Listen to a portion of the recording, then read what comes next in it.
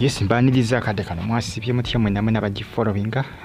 bagita Fadi TV. Batumudeka abali Iraq, Qatar, Saudi Arabia, Oman nembebaza ne bagamba nti mwakola kyamaanyi okubanga mwasubscribe nga ne munyigane kade X1 nakazibwe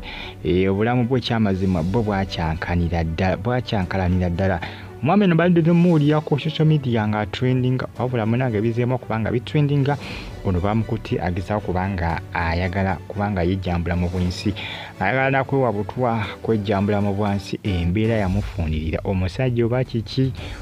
ebiseera bisinga muno munsi munange eri omuntu abeera n'esente niwe zimugwako ate bannaye obwavu mumuyisa bubi n'embeera bambi emunyeganyo omwami ono si yoyo omwami yalalabika obulungi ndowooza olengerawo nga balina ennakazibwe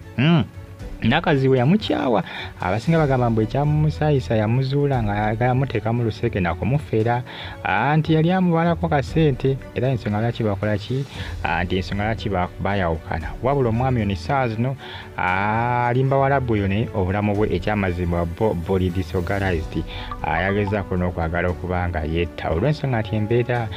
yamufundiridde embeera kyemukola emunyiga left right center abali mu America University of Chicago deko abali mu Oman nambagamba nti mwakola kyamaanyi okubanga mwasubscribinga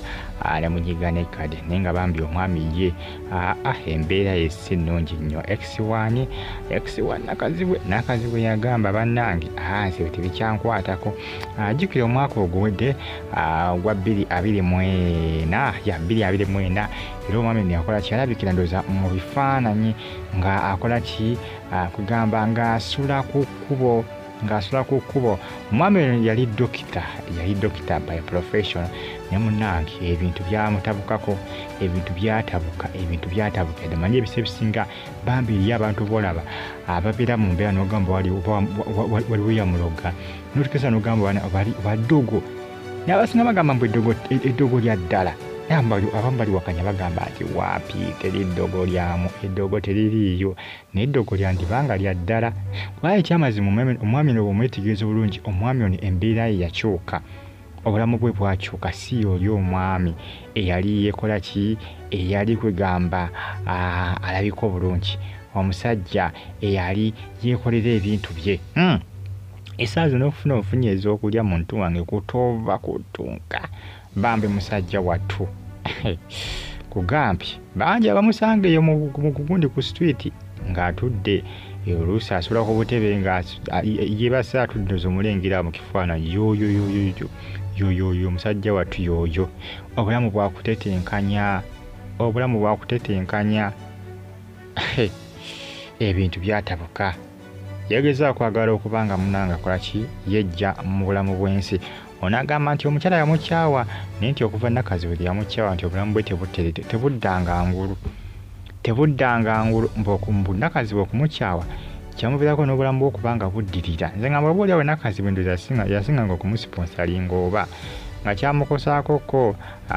ndooza nakaziwe alabika eyamuteekangamu ensimbi ndowooza nakaziwe okumukyawa kyamukosaamuko ne kimukuba ennume y'ekigu kuba eri abagamba nti nakaziwe ayinza okuba yamukolimira ntitanga anakusooka kukola ki anakusooka kwetondera nakazibwe bulamu bukole ki bubeere organized kubanga essaawa zino obulamu bwe ekyamazima buli disorganized obulamu bwe buli disorganized embeera yesi ennungi situation gyalimu akadde kano situation mbi nnyo nfu nnyo nga gyenkomeza nfu efufulufu nfu nga gyenkomeza naye nga bambi mumusabire musajja alaze okubanga avuunuka obuzibu buno naye nga ekyamazima embeera bikemusuzeeko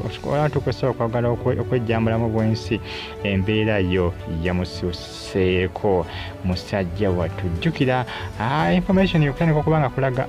information okulinkinga okutandika okubanga balaga nti omwami embeera gyalimu nsino yali 2022 mpaka nakakati embeera sinja ate nno 2022 byali kalekaleko naye ate kati yalika embeera ate nkalubomukko kubanga n'eddwaliro gye yakolanga yagobwa era nga munnange byebyo omusajja wattu yagobwa ku ddwaliro yali akola embeera yamutabukako embeera emuli out of control musajja wattu ebyennaku bisikirwa naye embeera ekamuddoodo embeera ekamudo naye ng'agamba nti okuva omukyala Nakaziwe yamukyawa ebintu byatabuka jiga Nakaziwe yamuvinga dda ono yafuna dda omusajja yazaala nadda omwana Nakaziwe bagamba bwe yamukyawa ng'amusuubira okuba nti nno yali Sindola amanyi Sindola ye bano munnange abantu nga bo bali awo kufera nga ogamba nga bali batambulira ku bannaabwe naye nga bababeerako nga baagala kubafera yali Sindola yakizuula nga Sindola mufeere kooni bano bakooni bano basindolazi n'agamba owaayi seeteekera na Sindola twawukane nga bukyalaba era ne baawukana omwami yali akyagala Nakaziwe Nakaziwe agamba nti etayinza kubanga agumiikiriza mufere oluvannyuma okumugwamu nti ali mufere ng'atagetinze ensimbi ze ng'ali mu kumukamula era nti nno ndooza pulaani yali yakumukamula olunaamala omukamula akole ki abwaki ndooza mulingira musajja wattu ng'atudde n'akacupa k'amazzi bannange ate embeera enyiga ng'oli bweru wa ggwanga newankubadde ne mu Uganda ekunyiga naye ate ng'oli bweru wa ggwanga eyinza okukunyiga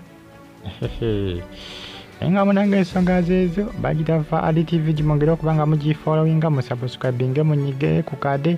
like nga commentinga atoosane ng'ogyekomere ku nsonga za Nakaziwe akuusa n'omwami we amanyi bamuyita Kigongo Kigongo we nawulira bamuyita embeera ya Kigongo si nnungi okutwaliza mu Kigongo embeera yatabukira ddala ku sayidi ye embeera yafoofookira ddala embeera yemunyiga left right center embeera yamuva kugamba yamutabukako takyaginako control musajja wattu wano ebyo bitambula kadde kano yagezaako kwagala n'okwetta ne bamulemesa mikwano gye bebe munange ebitambula kadde kano ku mitimbagano egya social media Saudi Arabia, America, University of Chicago, Kampala, Uganda mwena mbaagala nnyo era mbeebaza weera bulungi mbaagala nnyo Faadi TV.